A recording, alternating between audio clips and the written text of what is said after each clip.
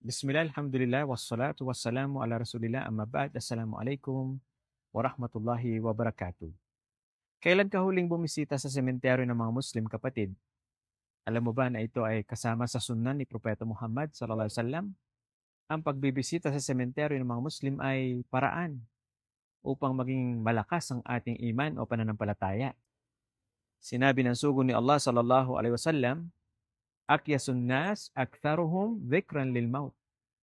Ang pinakamatalino sa mga tao ay siya na madalas inaalala ang kamatayan. Hindi sinabing engineer, abogado, nurse, doktor. Sa halip siya na madalas niyang inaalala ang kamatayan. Sinabi din ni Muhammad sallallahu alaihi wasallam, "Zurul qubur fa innaha tudhakkirukumul akhirah." Bisitahin niyo ang sementeryo sapagkat ito ay magpapaalala sa inyo ng huling araw. Pansinin niyo ang sinabi ng sugo sallallahu alaihi wasallam, bisitahin niyo ang sementeryo. Sinabi sementeryo, hindi ang puntod ng mahal niyo sa buhay. Nang sa ganon, mailayo ka sa paggawa ng haram.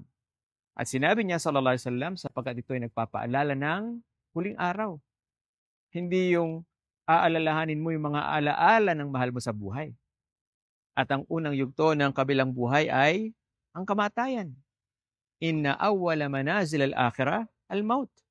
Ang unang yugto ng kabilang buhay ay ang kamatayan. Sabi iyan ng propeta sallallahu alaihi wasallam.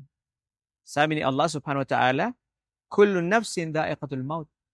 Lahat ng sarili ay dadanas ng kamatayan.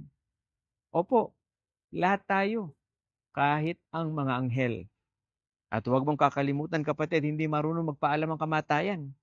Sasabihin, Faisal, Khadija, Aisha, Khalid, mamaya maghanda-handa na kayo, kukunin ko na kayo ng 5 p.m., 9 p.m., 4 a.m. Hindi.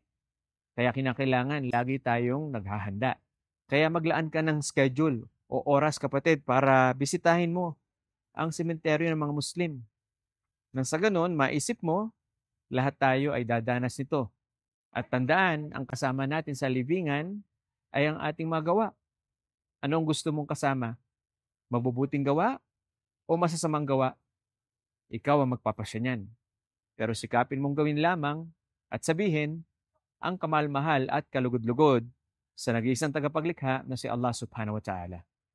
Assalamualaikum warahmatullahi wabarakatuh.